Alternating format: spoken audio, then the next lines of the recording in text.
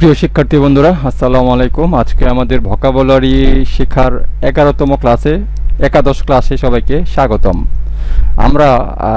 আমি ইতিপূর্বে বলেছি যে আমরা 3000 ভোকাবুলারি শেখার একটা প্ল্যানিং করেছি। 300 টিউটোরিয়াল তৈরি করা হবে 3000 ভোকাবুলারি শেখার জন্য। প্রতিটি টিউটোরিয়ালের দৈর্ঘ্য হবে 5 থেকে 7 মিনিটের ভিতরে। তো 3000 শব্দ এইভাবে আমরা বাছাই করেছি, যেসব শব্দ কথাবার্তা বলতে গেলে আমাদের কথাবার্তা বা রিটেন ইংলিশে আমাদের অহরহ ব্যবহৃত হয়।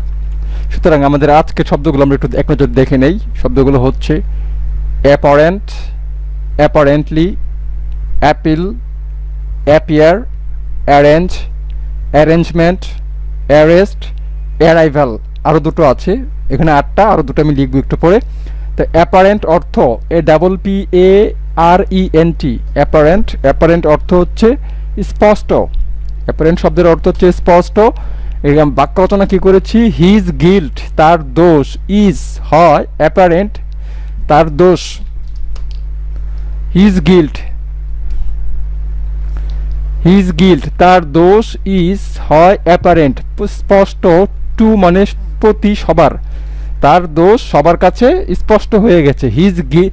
হিজ গিল্ট তার অপরাধ বা দোষ, ইজ অ্যাপারেন্ট স্পষ্ট, টু অল সবার কাছে। নেক্সট, অ্যাপারেন্টলি দৃশ্যত। এই অ্যাপারেন্টের সঙ্গে এল আর ওয়াই যোগ করা হয়েছে, এটা হচ্ছে অ্যাডজেক্টিভ, এটা হচ্ছে গিয়ে adverb. Okay, apparently it is going to rain today. আজকে দৃশ্যত বৃষ্টি হতে যাচ্ছে। আকাশের অবস্থা দেখে বোঝা যাচ্ছে যে একটু পরে বৃষ্টি হবে। অ্যাপারেন্টলি দৃশ্যত, স্পষ্টত, ইট ইজ গোয়িং শুরু হতে যাচ্ছে, টু রেইন টুডে। থার্ড কি? অ্যাপিল।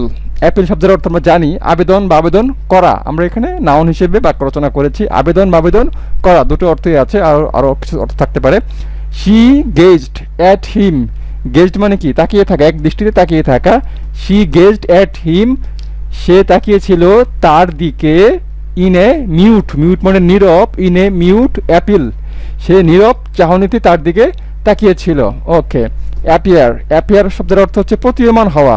অ্যাপিয়ার মানে হচ্ছে প্রতীয়মান হওয়া, হাজির হওয়া। ওকে, বাহ্যিক রূপ নিয়ে কোনো কিছু প্রকাশ করা, এটা হচ্ছে অ্যাপিয়ার। অ্যাপিয়ার শব্দের অর্থ, একটি অর্থ হচ্ছে প্রতীয়মান হওয়া।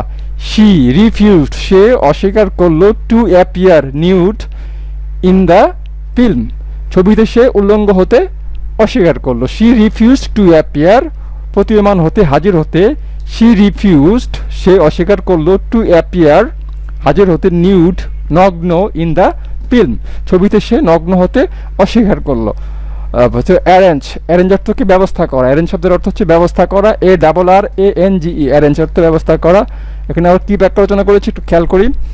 উড ইউ লাইক, প্রশ্ন করার ক্ষেত্রে আমরা উড ইউ ব্যবহার করি। উড ইউ লাইক এভাবে অনুরোধ করার জন্য ব্যবহার করি। Would you like, would you like, তুমি কি পছন্দ করবে? টু অ্যারেঞ্জ, তুমি কি মন থেকে এটা গ্রহণ করবে, মানে তুমি কি এটা অনুরোধ করার জন্য বলছি। উড ইউ লাইক এই টার্মটা আমরা ব্যবহার করি কাউকে প্রশ্ন করার জন্য বা অনুরোধ করার জন্য। Would you like to arrange a personal interview, আপনি কি একটা ব্যক্তিগত সাক্ষাতের জন্য প্রস্তুত আছেন?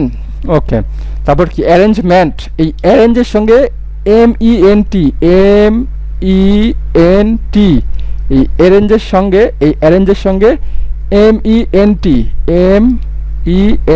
যোগ করে হচ্ছে অ্যারেঞ্জমেন্ট। তো ব্যবস্থা, এটা হচ্ছে ভার্ব, এটা হচ্ছে নাউন। দ্য অ্যারেঞ্জমেন্ট ডিফার্স, ভিন্ন মনে হলো। দি অ্যারেঞ্জমেন্ট ডিফার্স, ভিন্ন মনে হলো। ফ্রম দ্য ওয়ান, ওইটা থেকে, from the one I had in mind. I had in mind অর্থ কি? এটা আমার মনের মধ্যে ছিল। আই হ্যাড ইন মাইন্ড, আমার মনের ভিতরে যেই আইডিয়াটা ছিল। The one, the arrangement differs, আমি যেরকম আশা করেছিলাম সেরকম ব্যবস্থা পাওয়া যায়নি। দি অ্যারেঞ্জমেন্ট ডিফার্স মানে আলাদা হলো। ফ্রম দ্য ওয়ান, সেই অ্যারেঞ্জমেন্ট থেকে।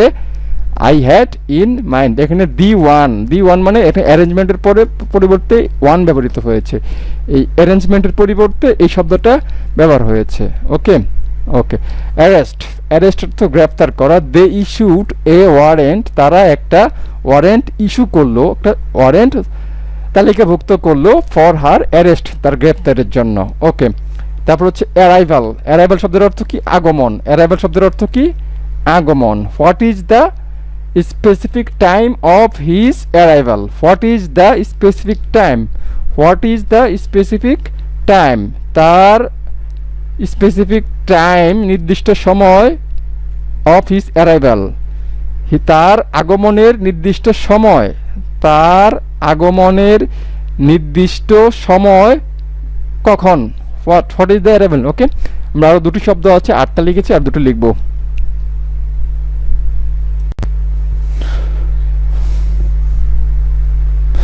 আর আমাদের 8টি শব্দ লিখে ফেলে,